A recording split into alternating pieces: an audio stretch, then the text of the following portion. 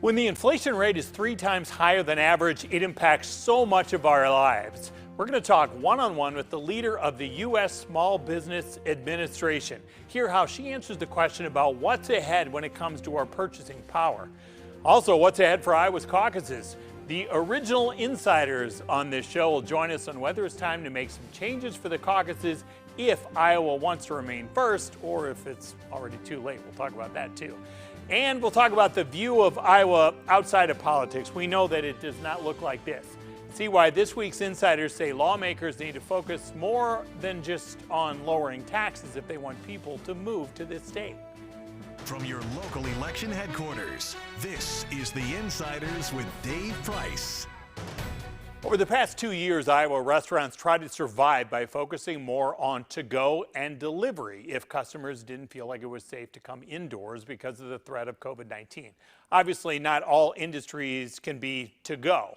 Well, XBK is one of those industries. It's a 250-seat concert venue near Drake University in Des Moines. A federal COVID-19 grant helped it survive. The head of the Small Business Administration, along with Congresswoman Cindy Axne, toured the place recently, and then afterwards, I asked the SBA administrator about the future of both COVID and inflation and what it's doing to the business world.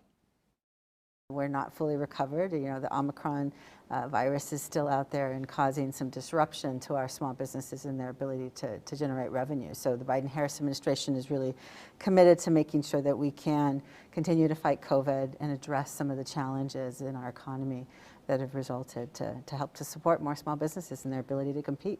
Because of the presence of that variant, like you cited here, a place like this, you're still going to have whatever percent of the population not yet comfortable coming into a crowded place, right?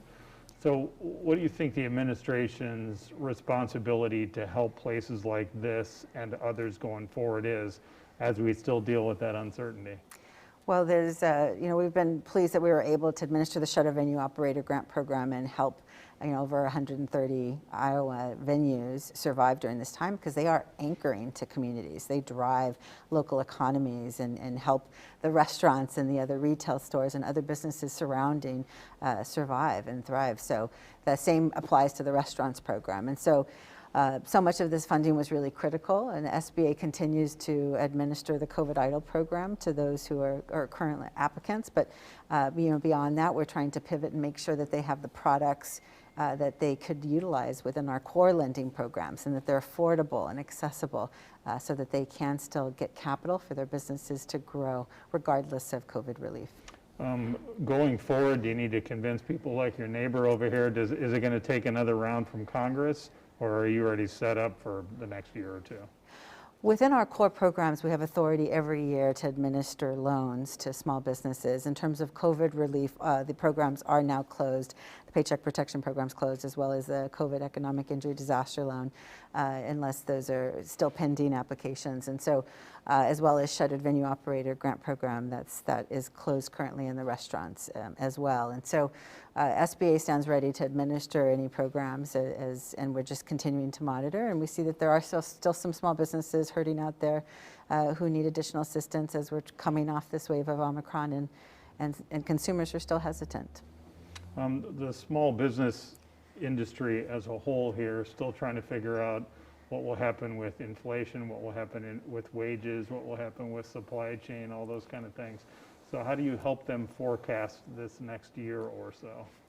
It's been challenging. There is still uncertainty. We know that the economy has been thriving and that we've had a record recovery, and we've had the strongest economic growth in 40 years this past year with strong employment.